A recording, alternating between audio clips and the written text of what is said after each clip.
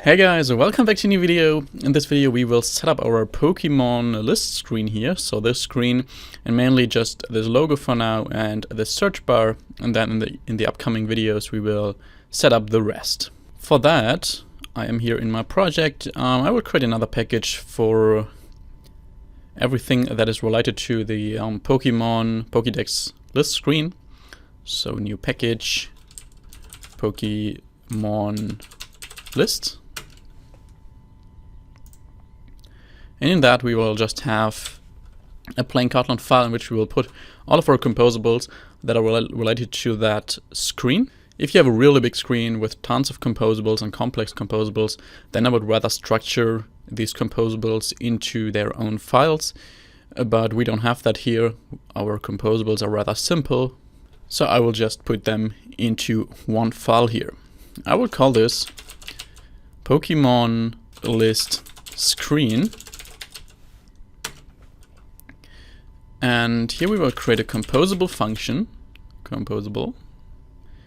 Canary is so slow. Function Pokemon list screen. And this function will take two parameters.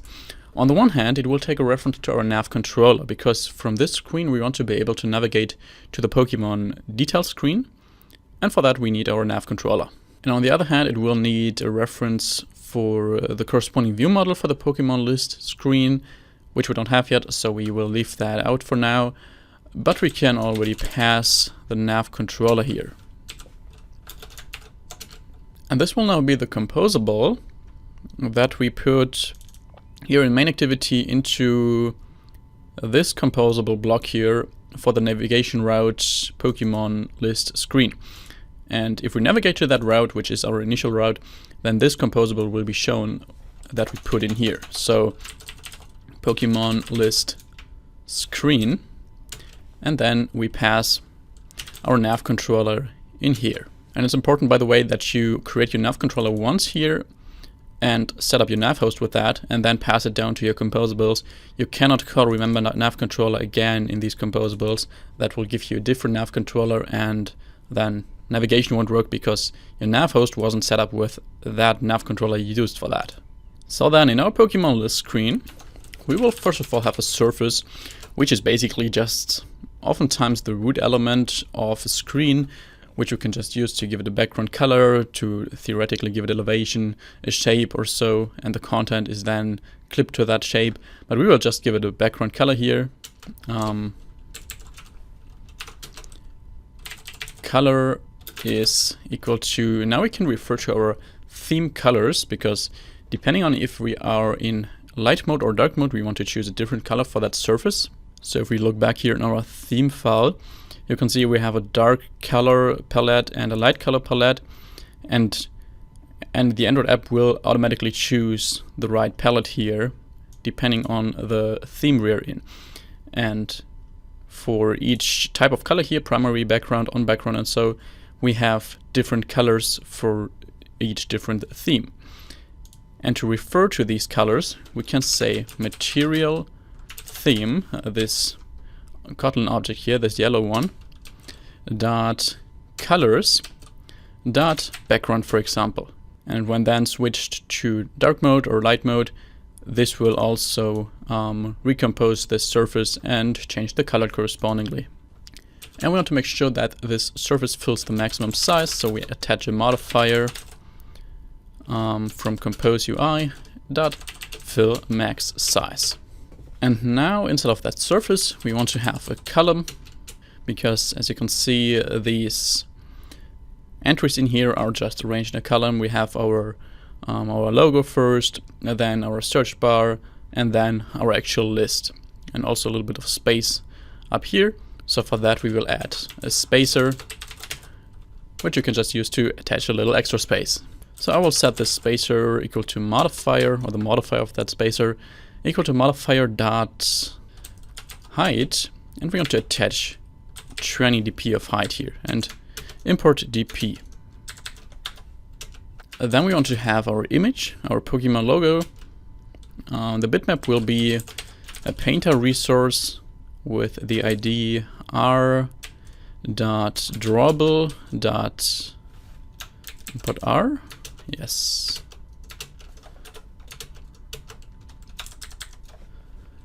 R.drawable.IC international Pokemon logo.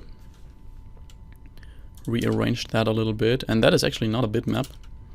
We don't want that overload. Wait, let's copy that. Remove this, check how it is called. It's called just painter. So we set that to the painter. We assign something for the content description, which will just be Pokemon. And we set the modifier of that image to modifier.fill max width. So we just fill the whole width of our screen, and then we can align this image to the center. So we set the alignment to center horizontally and import that. Next up, below this image, we want to have our search bar, which will be its own composable, reusable composable here. So function search bar, annotated with composable at composable. And the search bar will take some parameters. On the one hand, it will take a modifier, which we set to the default modifier by default, so we don't attach a modifier by default. We want to give it a hint, because we will use a basic text field here for that.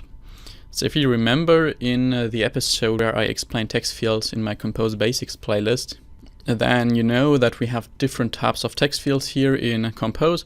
On the one hand, we have the normal text field and the outline text field, which represent the material design text fields, and we have the basic text field, which is very basic, as the name says. And we will use a basic text field here because we want to have our very own styling for that text field. And having your own styling with a material text field is not that easy and close to impossible. So we will use the basic text field, but that does not come with a hint here by default. As you can see, I implemented a hint text. So we have to implement our own hint functionality, which we will do here. So we can attach a hint here of type string, which is an empty string by default. And we want to pass a function on search that gets triggered when we just type a character or change the text to trigger the search in other functions and other composables. That will be a lambda function that takes a string, returns a unit, and set to an empty function by default. And then we can write the function body.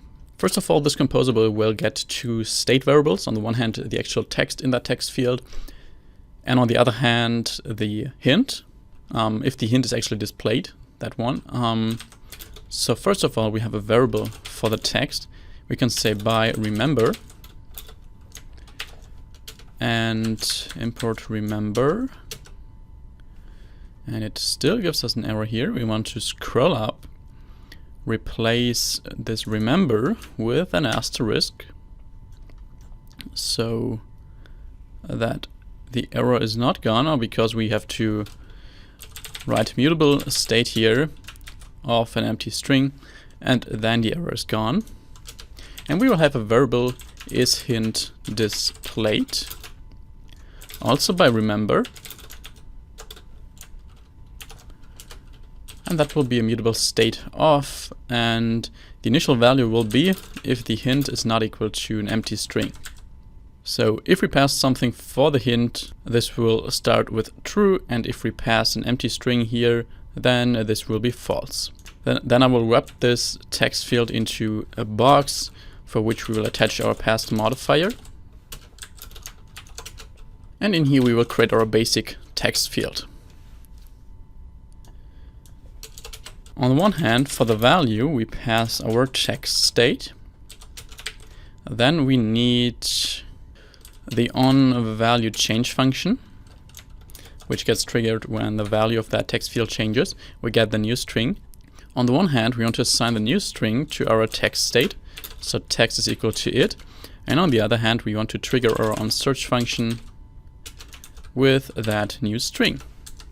Then I will set max lines to 1 and single line to true.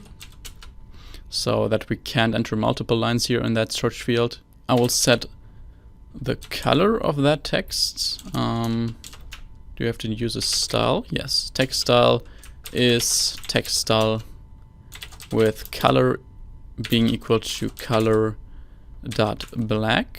And now what's missing is we want to give our text field this rounded shape, a little shadow, and we want to give the contents of the text a little bit padding here so that it doesn't start on the top here and on the bottom. We can easily do that with a modifier again. Go to modifier dot fill max width dot shadow. To give it a shadow, we can specify the elevation in dp. I will choose 5 dp here, and the shape of that shadow will be a circular shape because our text field is also in a circular shape, so we pass circle shape here. Then we can give this text field a background of color.white, which will also be in circle shape. And we can attach padding to move in the text into the middle. We want to attach horizontal padding of 20 dp and vertical padding of 12 dp. And then we can call .onFocusChanged, which will get called when we click into that text field, because then we want to hide our hint. So as you can see here in our app, the hint is currently not visible because I clicked into that text field. But if we go back, you can see now it's displayed. And if we focus this text field, if we click into it, the hint is removed. So then we just want to set is hint displayed to it, so the focus state, if that is not equal to focus state.active. So if the focus is not active, we enable the hint basically, and else we disable it. And that is it for the text field. We actually don't need this function here. But what we haven't implemented yet is our hint text, which will be above that text field. So we need to put the composable below this composable. So we can check if our hint is hint displayed. If that is true, we want to display a text composable with the text hint, and we want to change the color to a light gray. Oops. Color is equal to color.lightgray, and we attach a modifier to give it a little bit of padding. We can actually just copy this padding up here and assign it here. And that is actually it for that search bar. We can then scroll up to our Pokemon list screen, use that search bar down here, below that image, search bar, and we actually don't need to pass any parameters, but we actually want to pass parameters. So we pass the hint, which is search. We want to pass a modifier, modifier.fillMaxWidth, and we also want to attach padding to this outer box that contains our search bar, exactly 16 dp here. And then here, this will be the function that gets triggered when we actually search something. And later when we implement our review model, we can then here call the function from our review model that will search our actual Pokédex list. So we can now actually launch our app and see how that looks like. Take a look in the emulator. And you can see that looks pretty much the same as my app. And here our search field with our hint. If we click into that, the hint disappears and we can actually search something. So that is it for this video. I hope you enjoyed it. If so, please leave a like and also comment below. Of course, leave a subscribe if you haven't yet. And if you're looking for more advanced Android courses, check out the first link in this video's description, where you'll find premium courses, which are also a way to support me and my work. I wish you an awesome day, and I hope I see you in the next video again. Bye bye.